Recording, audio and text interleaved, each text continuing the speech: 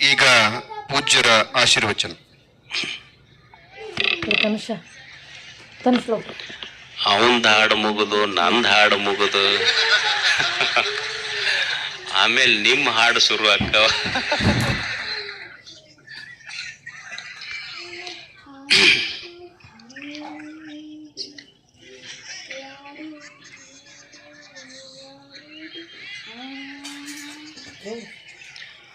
ಶ್ರೀ ಗವಿಸಿದ್ದೇಶ್ವರ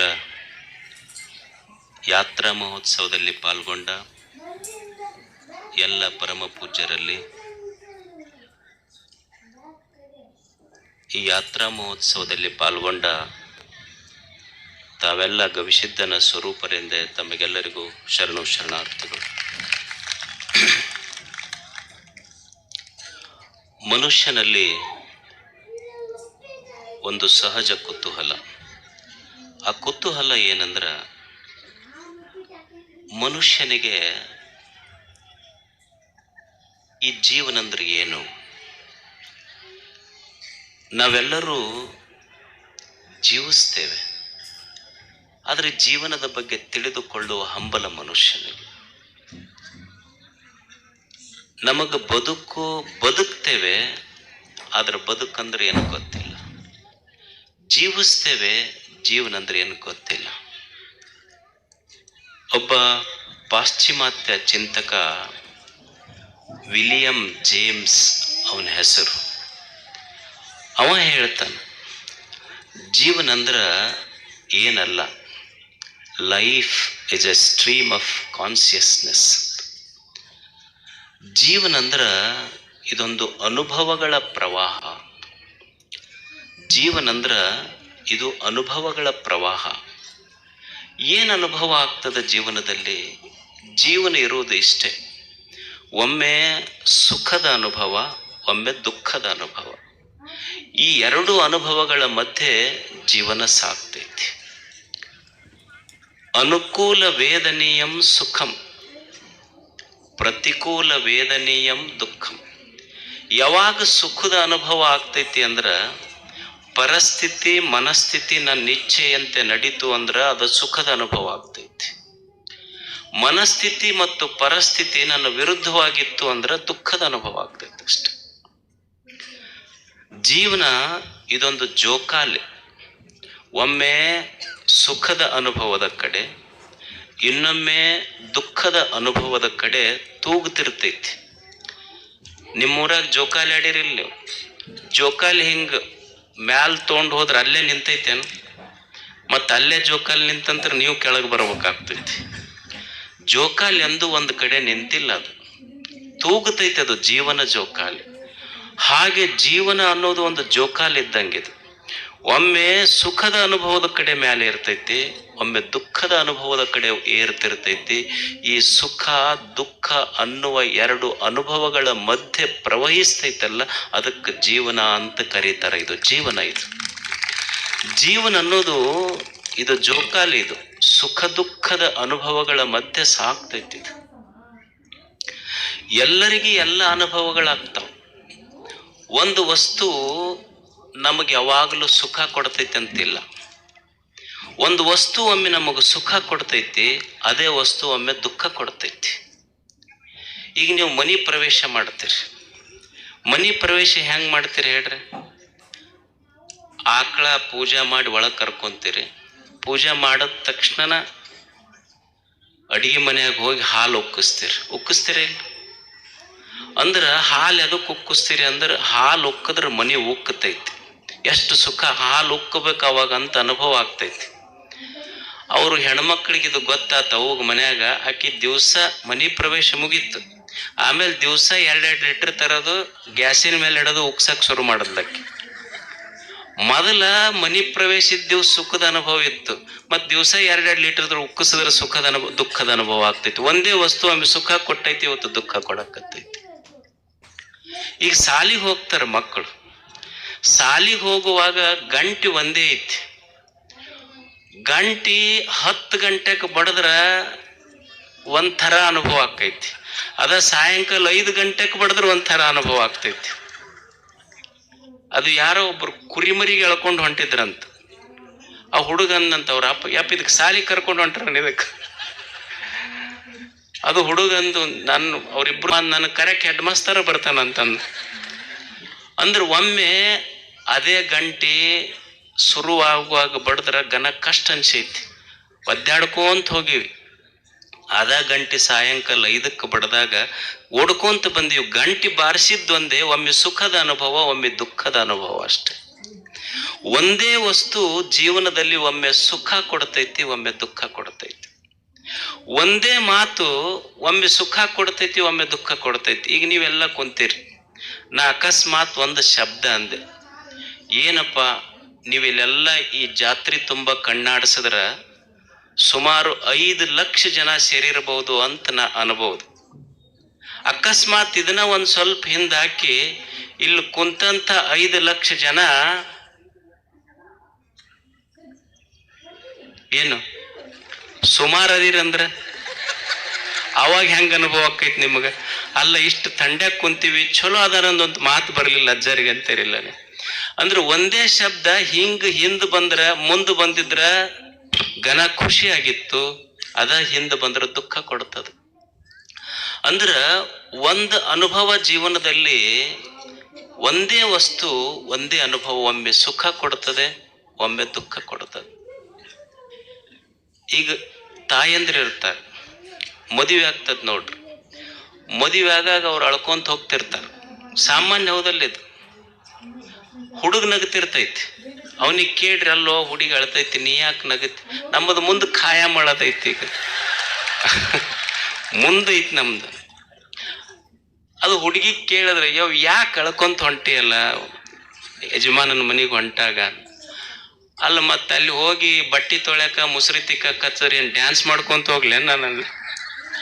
ಅನುಭವ ಹೋಗುವಾಗ ಒಂದು ಅನುಭವ, ಅವ್ರಿಗೊಂದು ಅನುಭವ, ಹುಡುಗಗೊಂದು ಅನುಭವ. ಆ ಹುಡುಗಿ ಕೇಳಿದ್ರದು ಮದುವೆ ಆಗಿತ್ತಲ್ಲ, ಮದುವೆ ನನಗೆ ಅವ್ರ ಸ್ನೇಹಿತೆ ಕೇಳಲ್ಲಂತಕ್ಕೆ, ನಿನ್ನ ಮದುವೆ ಆಗಿದ್ದು ಹೇಳೇ ಇಲ್ಲಲ್ಲ ನೀನು ಅಂತ. ಅವಾಗ ಹುಡುಗಂದ್ರೆ ಇಲ್ಲ ಅವಸರದಾಗ ಆತು. ಮತ್ತೆ ಏನ್ ಮಾಡ್ತಾನೆ ನಿಮ್ಮ ಯಜಮಾನಿ? ಏನ್ ಮಾಡ್ತಾನೆ? ಪಶ್ಚಾತ್ತಾಪ ಪಡ್ತಾನೆ ಈಗ ಅಂದ್ಲಕ್ಕೆ. ಅಂದ್ರ ಒಮ್ಮೆ ಅದೇ ಮದುವೆ, ಒಮ್ಮೆ ಸುಖದ ಅನುಭವ, ಒಮ್ಮೆ ದುಃಖದ ಅನುಭವ. ಅನುಭವಗಳಷ್ಟೇ ಇದು.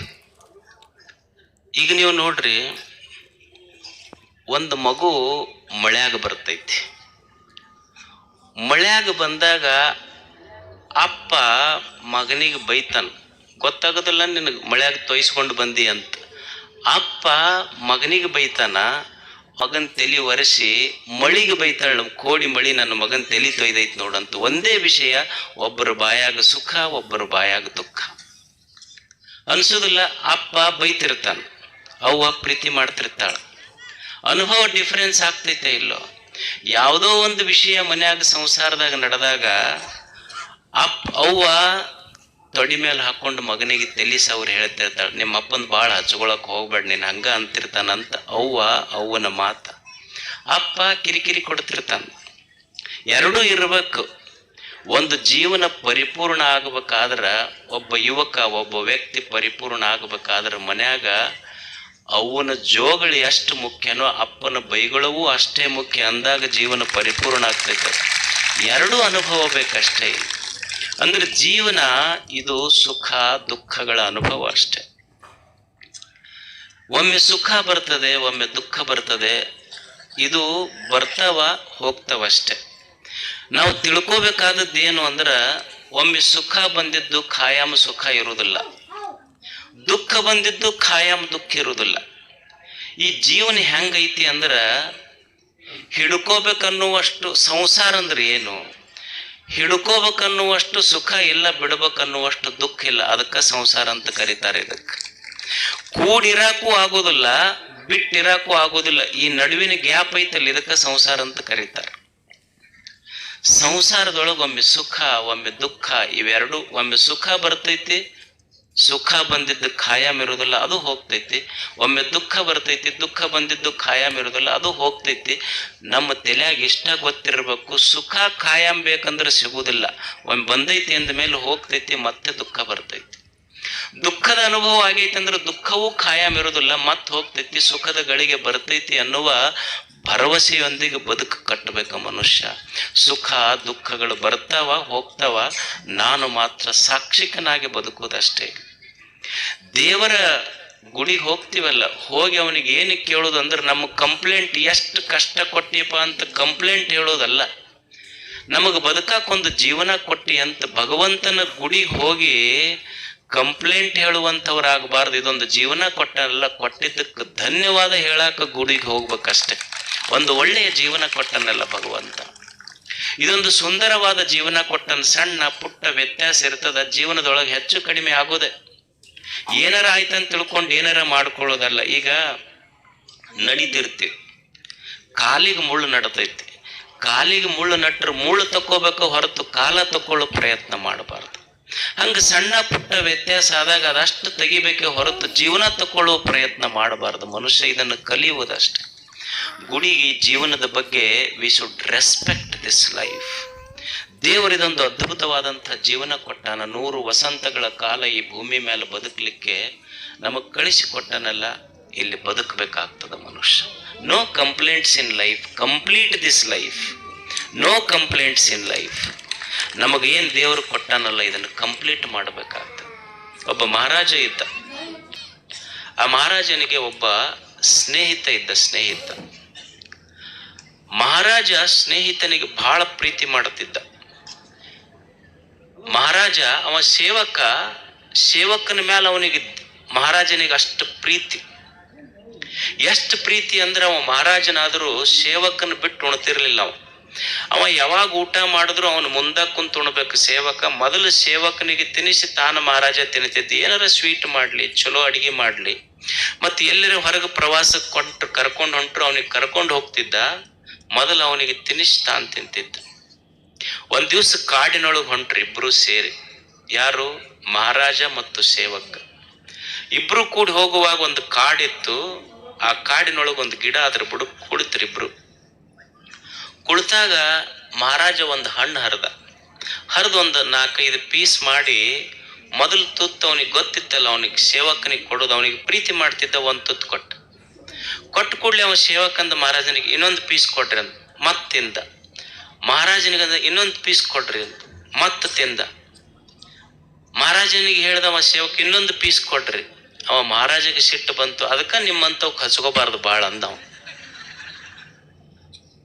ಅವ ಅಂದ ಇನ್ನೊಂದು ಪೀಸ್ ಕೊಡ್ರಿ ಅಂದ. ರಾಜ ಕೊಡ್ಲಿಲ್ಲ. ಅದನ್ನ ತಿಂದು ಕೂಡಲೇ ಎಷ್ಟು ವಿಷ ಹತ್ತಲ್ಲ ಉಗುಳ್ದವ. ಮಹಾರಾಜ ಸೇವಕನಿಗೆ ಕೇಳ್ದ, ಅಲ್ಲೋ ಇಷ್ಟು ವಿಷ ಹಣ್ಣೈತಿ, ನಿನಗ ಇಷ್ಟು ಸಲ ವಿಷದ ಹಣ್ಣು ಕೊಟ್ಟೆ, ವಿಷ ಐತಂತ ಯಾಕೆ ಹೇಳಬಾರ್ದು ನೀನು ಅಂತ. ಅವಾಗ ಸೇವಕ ಕೇಳ್ದ, ಯಪ್ಪ ಇಷ್ಟು ಜೀವನದೊಳಗ ಉಡುವ ಬಟ್ಟೆಗಿಂತ ನಡೆವ ಬಟ್ಟೆ ಬಹಳ ಮುಖ್ಯ ಅನ್ನೋದು ಮನುಷ್ಯ ಅರ್ಥ ಮಾಡ್ಕೋಬೇಕಷ್ಟೆ. ಮನಸ್ವಿ ಕಾರ್ಯಾರ್ಥಿ ನ ಗಣಯತಿ ಚ ದುಃಖಂ ನ ಸುಖಂ. ಒಬ್ಬ ಸಂಕಲ್ಪ ಸಿದ್ಧಿ ಪುರುಷ ಹೆಂಗ ಬದುಕ್ತಾನಂದ್ರೆ, ಒಮ್ಮೆ ಸುಖ ಬರ್ತೈತಿ, ಒಮ್ಮೆ ದುಃಖ ಬರ್ತೈತಿ. ಭಗವಂತನೇ ಸುಖವೂ ಖಾಯಮಲ್ಲ ಈ ಜೀವನದಲ್ಲಿ, ದುಃಖವೂ ಖಾಯಮಲ್ಲ. ಇದು ಬರ್ತೈತಿ ಹೋಗ್ತೈತಿ ಅಷ್ಟೆ. ಈ ಒಮ್ಮೆ ಇದು ಜೀವನದ ಮೇಲೆ ಒಮ್ಮೆ ಸನ್ಮಾನಗಳು ಬರ್ತಾವ, ಒಮ್ಮೆ ಅಪಮಾನಗಳು ಬರ್ತಾವ, ಒಮ್ಮೆ ಕಷ್ಟಗಳು ಬರ್ತಾವ, ಒಮ್ಮೆ ಸಂತೋಷದ ಕ್ಷಣ ಬರ್ತೈತಿ. ಬರುದಿಲ್ಲೇನ ಕಷ್ಟದ ಕ್ಷಣ ಬಂದಿಲ್ಲೇನ ಜೀವನದೊಳಗೆ? ಎಷ್ಟು ಮಂದಿಗೆ ಬಂದಿಲ್ಲ ಹೇಳಿ? ಎಲ್ಲರ ಜೀವನದಲ್ಲಿ ಕಷ್ಟಗಳು ಬರ್ತಾವ. ನಾವು ದೇವರ ಗುಡಿಗೆ ಹೋಗಿ ಬೇಡ್ತೀವಿ ಭಗವಂತನೇ ನನ್ನ ಕಷ್ಟಗಳನ್ನು ಪಾರು ಮಾಡಪ್ಪ ಅಂತ. ಗುಡಿಯಾಗ ಇವ ಹೋಗಿ ದೇವರ ಗರ್ಭಗುಡಿ ಮುಂದೆ ನಿಂತು ದೇವರಿಗೆ ಬೇಡ್ಕೊಂಡ, ಭಗವಂತನೇ ನನ್ನ ಕಷ್ಟಗಳನ್ನು ಪಾರು ಮಾಡಪ್ಪ, ಕಷ್ಟಗಳಿಂದ ಪಾರು ಮಾಡು ಅಂತ ಇವ ಬೇಡ್ಕೊಂಡ. ಗರ್ಭಗುಡಿಯಾಗ ಕುಂತ ಮೂರ್ತಿ ಅವನಿಗೆ ಹೇಳ್ತಿತ್ತು, ನಾನ ಉಳಿ ಏಟ್ ತಿಂದಿದ್ದಿಲ್ಲ ಅಂದ್ರ ಇವತ್ತು ನೀ ಬಂದು ನನ್ನ ಗುಡಿ ಮುಂದೆ ಕೈ ಮುಗಿತಿರ್ಲಿಲ್ಲ, ಕಷ್ಟಪಟ್ಟಿದ್ದಕ್ಕ ನಾ ದೇವರಾಗಿನಿ ಅಂತ ಗುಡಿಯಾಗಿನ ಕಲ್ಲು ದೇವರು ಹೇಳ್ತಿತ್ತು. ಮನುಷ್ಯ ದೇವರಾಗಬೇಕಾದ್ರೆ ಕಷ್ಟ ಪಡ್ಬೇಕಾಗ್ತದೆ. ನಾವು ಕಷ್ಟ ಬಂದವಂತ ತಿಳ್ಕೊಂಡು ದೇವ್ರ ಹತ್ರ ಹೋದ್ರ ಅವ ಏನಂತಾನ, ನಿನಗ ಹೊಸ ಶೈನಿಂಗ್ ಬರ್ಬೇಕು. ನಿನ್ನ ಜೀವನ ಹೆಂಗ ಬಂಗಾರ ಬೆಂಕಿಯಾಗಿಟ್ಟಾಗಿ ಇದು ಖರೆ ಬಂಗಾರ ಅಂತ ಗೊತ್ತಾಗ್ತೈತಿ. ನಿನ್ನ ಕಷ್ಟ ಎದಕ್ ಕೊಟ್ಟಿನಿ ಅಂದ್ರೆ ನಿನ್ನ ಕೆಪಾಸಿಟಿ ಗೊತ್ತಾಗಲಿ ಅಂತ ಕಷ್ಟ ಕೊಟ್ಟಿನಿ ಅಂತ ದೇವ್ರು ಹೇಳ್ತಾನದು ಅಷ್ಟ. ಒಂದು ಕಷ್ಟ ಬಂದೈತಿ ಅಂದ್ರೆ ನಮಗದೊಂದು ಟೆಸ್ಟಿಂಗ್ ಕೆಪಾಸಿಟಿ ಅಷ್ಟ. ನಾವೇನರ ಸ್ವಲ್ಪ ಹೆಚ್ಚು ಕಡಿಮೆ ಆದ ಕೂಡಲೇ ದೇವ್ರ ಹತ್ರ ಹೋಗ್ತೀವಿ ನಾವು. ಒಬ್ಬ ಈ ಕಂಪನಿ ಇರ್ತಾವಲ್ಲ ಊರಾಗ, ಅವ ಬರೇ ಚುಟ್ಟ ಸೇದೋದು, ರೊಕ್ಕ ಕೊಟ್ಟಲ್ಲ, ಮಂದಿ ಸೇದಿ ಒಗದಿದ್ದು, ಅವು ಯಾವೂ ಸಿಗ್ಲಿಲ್ಲ. ಒಂದು ದಿವಸ ಅಲ್ಲೇ ಅವ ಏನು ಮಾಡ್ತಾನೆ, ಏನು ಕೆಲಸ ಇರಲಿಲ್ಲ, ಬೊಗಸಿರ್ಲಿಲ್ಲ, ಬಸ್ ಸ್ಟ್ಯಾಂಡಿಗೆ ಕುಂದಿರ್ತಿದ್ದ. ಊರ ಮುಂದೆ ಮಾರುತಿ ಗುಡಿ ಇತ್ತು, ಎಲ್ಲರೂ ಹೋಗ್ತಿದ್ರು ಅಲ್ಲಿಗೆ. ಇವ ಏನಂದ, ಏನು ಹೋಗ್ತಾವ ಇವು ಗುಡಿಗೆ, ಎಷ್ಟು ಜನ ಹೋಗ್ತಾವ, ಏನು ಕೊಟ್ಟ ನೀವು ಅಂತ ಕುಂದಿರ್ತಿದ್ದ. ಒಂದು ದಿವಸ ಯಾರೂ ರೊಕ್ಕ ಕೊಡ್ಲಿಲ್ಲ, ಕೈಯಾಗ ಪಾಕೆಟ್ನಾಗ ರೊಕ್ಕ ಇರಲಿಲ್ಲ. ದೇವ್ರಿಗಂದ, ನೋಡಪ್ಪ ಇಷ್ಟು ಮಂದಿ ನಡ್ಕೊಂತಾರ, ಭಾಳ ಮಂದಿ ನಿನ್ನ ಗುಡಿಗೆ ಬರ್ತಾರ, ನೀ ಖರೆ ಸತ್ತುಳ್ಳವಾದ್ರೆ ಒಂದು 100 ರೂಪಾಯಿ ಸಿಗ್ಬೇಕು ನೋಡು ನನಗೆ ಇವತ್ತು. ಬಂದು ಹೋಗಿ ನಮಸ್ಕಾರ ಮಾಡ್ದ. ನಮಸ್ಕಾರ ಮಾಡಿ ದೇವ್ರಿಗೆ ಹೇಳ್ದ, ಈಗ ನೋಡು ನೀ ಖರೆ ಸತ್ತುಳ್ಳವಾದ್ರೆ 100 ರೂಪಾಯಿ ಸಿಗ್ಬೇಕು ನಮಗೆ ಇವತ್ತು. ಮತ್ತು ನಾವೇನು ಉದ್ರಿ ಭಕ್ತರಲ್ಲ, ನೀನು 100 ರೂಪಾಯಿ ಕೊಟ್ಟಂದ್ರೆ ಮತ್ತೆ ನಿನಗೆ 50 ರೂಪಾಯಿ ಮುಟ್ಟಿಸಿ ಹೋಗ್ತೀವಿ ನೀನು ಹೊಂಡಿ ಪೆಟ್ಟಿಗೆ ಅಂದವ. ಅಂದು ಹಿಂಗೆ ಬರಕತ್ತಿದ್ದ, ನೋಡ್ತಾನ ಒಂದು ನೋಟ ಬಿದ್ದಿತ್ತು ಎದುರಿಗೆ. ತಗೊಂಡ ನೋಡ್ತಾನ 50 ರೂಪಾಯಿ ನೋಟ. ಅದಕ್ಕೆ ಬರ್ತಾರಪ್ಪ ನಿನ್ನ ಗುಡಿಗೆ ಜನ, 50 ರೂಪಾಯಿ ಕೊಟ್ಟಿ ಖರೆ, ನಾ ಕೇಳಿದ್ 100 ರೂಪಾಯಿ ನಿಂದ 50 ರೂಪಾಯಿ ಮುರ್ಕೊಂಡ ಕೊಟ್ಟಿನಿ ಅಂದವ ದೇವ್ರಿಗೆ. ಇವ್ರು ಮಂದಿಗೆ ಟೊಪ್ಪಿಗೆ ಹಾಕವ್ರಲ್ಲ, ದೇವ್ರಿಗೆ ಟೊಪ್ಪಿಗೆ ಹಾಕವ್ರಿ ಇವ್ರೆಲ್ಲ. ಅದಕ್ಕೆ ಅವ ಮಾರುತಿ ನೀವು ಹೋದಾಗ ಈ ಕಡೆ ಹೊಳ್ಳಿ ಕುಂತ ನಿಮ್ಮನ್ನೆಂದು ನೋಡಕ್ ಹೋಗೋದಿಲ್ಲ ನಾವು ಕಷ್ಟ ಬಂದಾಗ ದೇವ್ರ ಗುಡಿಗೆ ಹೋಗಿದ್ದು ಬೇಡ ಕಷ್ಟ. ಆದ್ರೆ ನಾವು ಎದಕ್ಕೆ ಹೋಗಬೇಕು ಅಂದ್ರೆ ಬರೇ ಭಿಕ್ಷುಕನಾಗಿ ದೇವನ ಗುಡಿಗೆ ಹೋಗೋದಲ್ಲ, ದೇವನ ಗುಡಿಗೆ ಹೋಗೋದು ಭಗವಂತನೇ, ನಾನು ಭಿಕ್ಷುಕನಾಗಿ ನಿನ್ನ ಹತ್ರ ಬಂದಿಲ್ಲ, ಜೀವನ ಕೊಟ್ಟಿಯಲ್ಲ, ಕೊಟ್ಟ ಜೀವನಕ್ಕಾಗಿ ಒಂದು ಧನ್ಯವಾದ ಹೇಳಲಿಕ್ಕೆ ಬಂದಿನಿ ಅಂತ ಭಗವಂತನ ಹತ್ರ ಬರ್ತವೆ. ಜೀವನ ಅಂದ್ರೆ ಸ್ವಲ್ಪ ಕಷ್ಟ ಸುಖ ಇರ್ತವೆ. ಒಮ್ಮೆ ಮಾನ ಅಪಮಾನಗಳು ಬರ್ತಾವ, ಸನ್ಮಾನಗಳಾಗ್ತಾವ, ಅಪಮಾನಗಳು ಬರ್ತಾವ, ತಡ್ಕೋಬೇಕಾಗ್ತದ ಮನುಷ್ಯ. ಏನ್ರಿ ನಮಗ್ ಬಹಳ ನಿಂದೆಯ ಮಾತುಗಳಾಡ್ತಾರ ಜನ ಅಂತ ಅನ್ಬಹುದು, ಬರ್ತಾವೆ. ಯಾವ ಕುದುರೆ ಓಡ್ತೈತಲ್ಲ, ಓಡುವ ಕುದುರೆಗೆ ಚಾಟಿ ಏಟು ಬೀಳ್ತಾವ. ಯಾವ ಚಲೋ ಮಾವಿನ ಹಣ್ಣು ಕೊಡ್ತೈತಲ್ಲ, ಚಲೋ ಹಣ್ಣು ಕೊಡೋ ಮಾವಿನ ಗಿಡಕ್ಕ ಕಲ್ಲೇಟು ಬೀಳ್ತಾವ. ಮತ್ತು ನಿಂದೆ ಮಾಡಾಕತ್ತಾರಂದ್ರೆ ಚಲೋ ಇದ್ದವರಿಗೆ ನಿಂದೆಯ ಮಾತುಗಳು ಬರ್ತಾವಂತ ತಿಳ್ಕೊಬೇಕಷ್ಟ ಮನುಷ್ಯ. ಯಾರಿಗೆ ಬಿಟ್ಟದ ಹೇಳ್ರಿ, ಈಗ ಜನ ಯಾರಿಗೆ ಬಿಡ್ತದೆ? ಈಗ ಒಬ್ಬ ರೈತ ಇರ್ತಾನ, ಅವ ಬೆಳಿಗ್ಗೆದ್ದು ಏನು ಪ್ರಾರ್ಥನೆ ಮಾಡ್ತಾನಂದ್ರೆ, ಇವತ್ತು ಮಳಿ ಬರಬಾರ್ದು ನೋಡು, ಮಳಿ ಬರ್ಬೇಕಪ್ಪ ಭಗವಂತ, 2 ಕಾಯಿ ಓಡಿಸ್ತೀನಿ ಅಂತ ರೈತ ಬೇಡ್ಕೊಂತ. ನಾಟಕ ಕಂಪ್ನಿಯವ ಇರ್ತಾನೆ, ಇವತ್ತು ಒಟ್ಟ ಮಳಿ ಆಗ್ಬಾರ್ದಪ್ಪ, ನಾ 2 ಕಾಯಿ ಓಡಿಸ್ತೀನಿ ಅಂತ ನಾಟಕ ಕಂಪ್ನಿ ಅಂತ. ದೇವ್ರು ಯಾವ ಕಂಪ್ನಿ ಮಾತು ಕೇಳ್ಬೇಕಾತ? ಅಲ್ಲ, ಒಬ್ಬರಿಗೆ ಹೆಚ್ಚು ಕಡಿಮೆ ಆಗೋದಿಲ್ಲ, ಬರ್ಬೇಕು ಇಲ್ಲ ಬರ್ಲಾರ್ದಂಗೆ ಇರ್ಬೇಕಲ್ಲ. 2 ಕಾಯಿ ಅಂತೂ ತಪ್ಪದ ಪಕ್ಕ ಅವನಿಗೆ ಅಷ್ಟು. ಅಂದ್ರ ದೇವ್ರಿಗೆ ಎಲ್ಲರಿಗೂ ಒಪ್ಪಿಸಿ ಬದುಕಕ್ಕ ದೇವ್ರಿಗೆ ಆಗಿಲ್ಲ.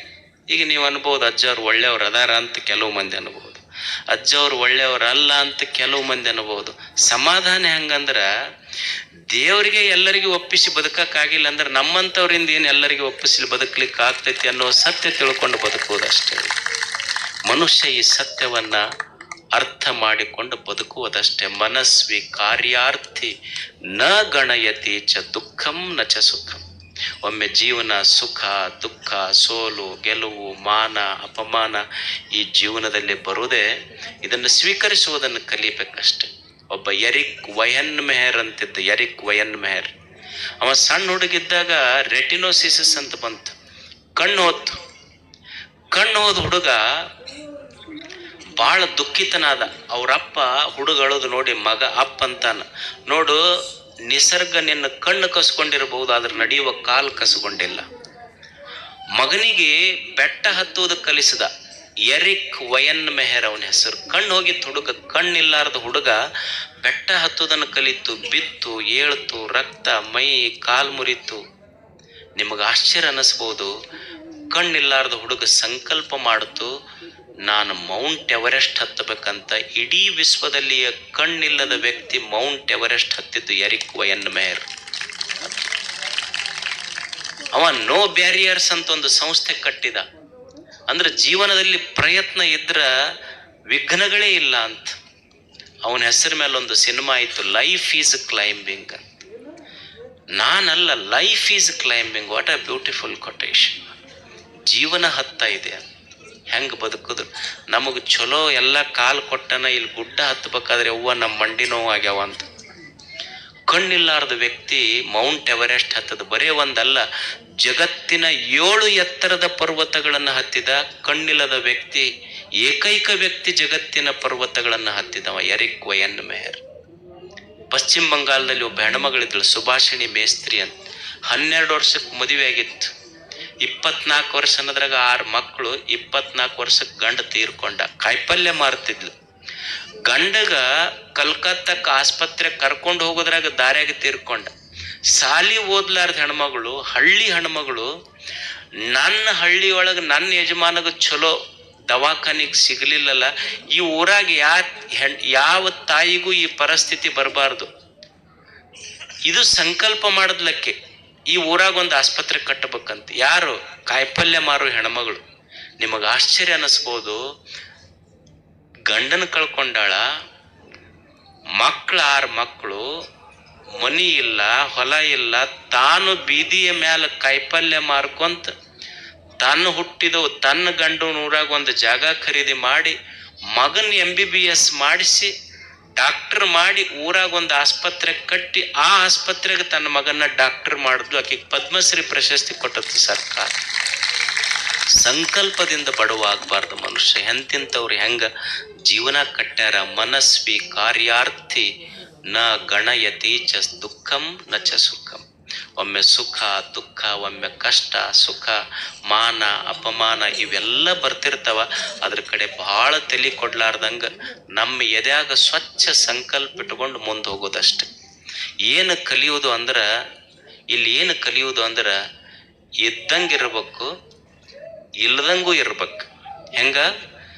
ಇದ್ದಂಗಿರ್ಬೇಕು, ಇಲ್ದಂಗಿರ್ಬೇಕು, ಮ್ಯಾಲ್ ನಾವು ಕರೆದಾಗ ಎದ್ದು ಹೋಗಂಗಿರ್ಬೇಕು. ಇದು ಜೀವನದ ಸೂತ್ರ ಅಷ್ಟೆ. ಈಗ ನೀವು ಎದ್ದು ಹೋಗಕ್ಕೆ ರೆಡಿ ಆಗಿರಲ್ಲ, ಹಂಗಿರ್ಬೇಕು.